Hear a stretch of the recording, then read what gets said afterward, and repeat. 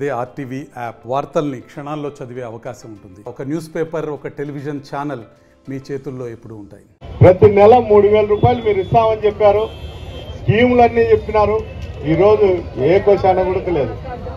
Elementary school Amma Vodi చెప్పి ఇచ్చినారు, కానీ అది పూర్తిగా కూడా ఇవ్వడం లేదు. స్కూళ్ళల్లో ఇంగ్లీష్ మీడియం కూడా లేదు. అంటే జగన్మోహన్ రెడ్డి గారు ప్రవేశపెట్టిన ఏ కార్యక్రమం కానీ అమలు పరచకూడదు, దాంట్లో ఏదో ఒకటి పొరుగు పెట్టి చేయాలనే ఒక ఆలోచన తప్ప చంద్రబాబుకు వేరే ఆలోచన లేదు.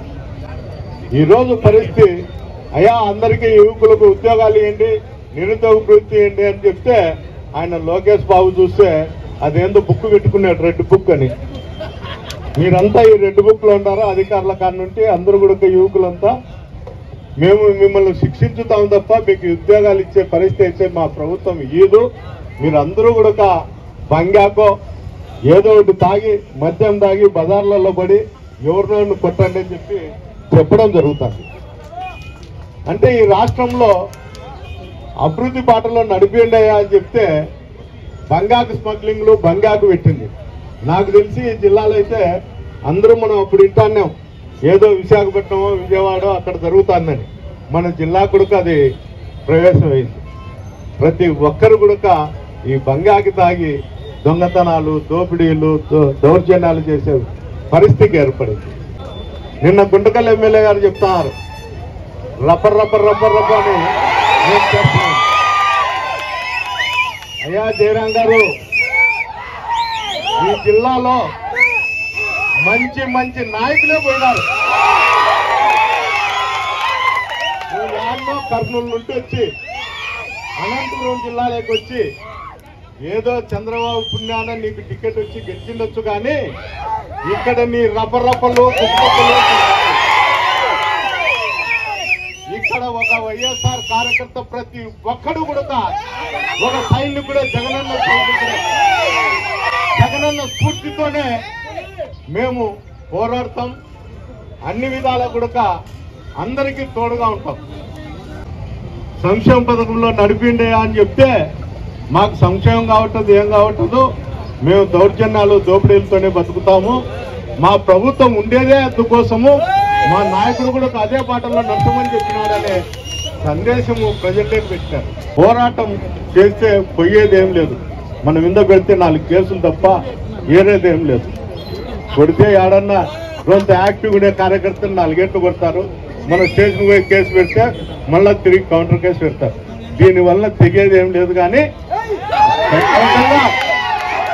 ప్రతి ఒక్క యువకుడు, ప్రతి ఒక్క కార్యకర్తకు నష్టం వచ్చినా ఏదన్నా వచ్చినా కూడా రోడ్డు మీదకి వచ్చి మనం ధర్నాలు చేసి స్ట్రైకులు చేస్తే మనకు జోలికి ఎవరన్నా రావాలన్న కూడా ఆలోచనలో వస్తుంది.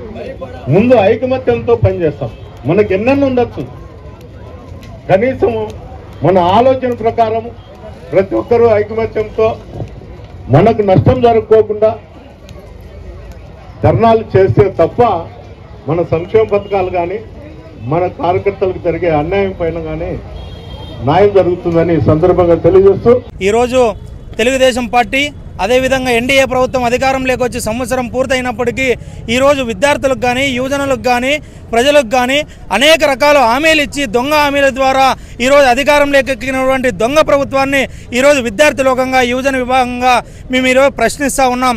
కలెక్టర్ కార్యాలయం ముందు జిల్లా నడిబొడ్డులోన ఈరోజు వైఎస్ఆర్ విద్యార్థి విభాగంగా, యువజన విభాగంగా ధర్నా కార్యక్రమం చేపట్టడం జరిగింది. ఎందుకోసమంటే ఆ రోజు అధికారంలోకి వచ్చే ముందు నారా లోకేష్ గారు పాదయాత్ర చేస్తూ రేబాన్ గ్లాస్ పెట్టి, రేబాన్ షూ వేసి, పట్టుకొద్దరు వేసుకొని పాదయాత్ర చేసేటప్పుడు ఆ రోజు నిరుద్యోగులకు హామీలు ఇచ్చారు. ఈ రోజు అధికారంలోకి వచ్చి సంవత్సరం పూర్తయినప్పుడు కూడా ఎక్కడ ఇచ్చారు నిరుద్యోగ వృత్తి అని చెప్పి తెలియజేస్తూ ఉన్నాం. ఈరోజు డిఎస్సి నోటిఫికేషన్ ఇచ్చారు. ఈరోజు పాఠశాలలు పునఃప్రారంభం అయ్యేలోపు డిఎస్సి నోటిఫికేషన్ కూడా పూర్తి చేస్తామని చెప్పారు. ఎక్కడ చేశారా అని అడుగుతా ఉన్నాం. మీ ఇంట్లో మాత్రం 3 ఉద్యోగాలు ఉన్నాయి. చంద్రబాబు నాయుడు గారు ముఖ్యమంత్రి, కొడుకు మంత్రి, అల్లరి చూసే ఎమ్మెల్యే. ఆ ముసలాయమ లేచలేదు, కానీ ఆయమ రాజ్యసభకు, లోకసభకు పంపించే పరిస్థితుల్లో ఈ చంద్రబాబు నాయుడు ఉన్నారని కూడా సభాముఖంగా తెలియజేస్తా ఉన్నాం. నీ ధోరణి ఇలాగే కంటిన్యూ చేస్తే రాబోయే రోజుల్లో విద్యార్థి విభాగం తరపున, యువజన విభాగం తరపున రాష్ట్ర వ్యాప్తంగా కూడా పెద్ద ఎత్తున ఉద్యమాలు చేపడతామని చెప్పేసి ఈ సమావేశం ముఖంగా తెలియజేసుకుంటాం. యువగలం పాదయాత్ర పేరుతో లోకేష్ చేసినటువంటి పాదయాత్రలో ప్రతి ఒక్కటి కూడా హామీ ఇచ్చినటువంటి లోకేష్ ఈ రోజు ఎందుకు నోరు మెదపడం లేదని చెప్పేసి కూడా అడుగుతా ఉన్నాం.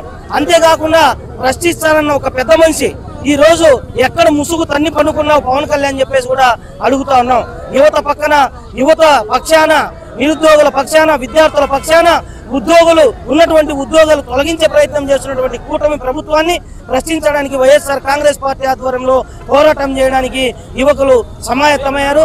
అదేవిధంగా యువగలం పాదయాత్రలో మీరు చెప్పినటువంటి తప్పుడు హామీలను నెరవేర్చకుండా ఈ రోజు నిరుద్యోగులను, యువకులను మోసం చేయడమే కాకుండా పెట్టినటువంటి పథకాలను కూడా తుంగలో దొక్కే ప్రయత్నం చేస్తున్నారు.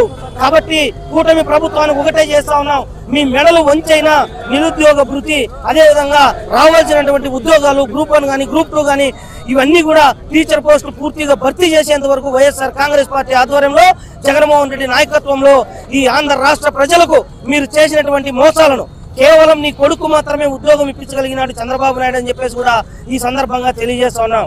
నీ కొడుకు ఉద్యోగం ఓడగొట్టే పరిస్థితి వస్తుంది భవిష్యత్తులో కూడా హెచ్చరిస్తా ఉన్నాం.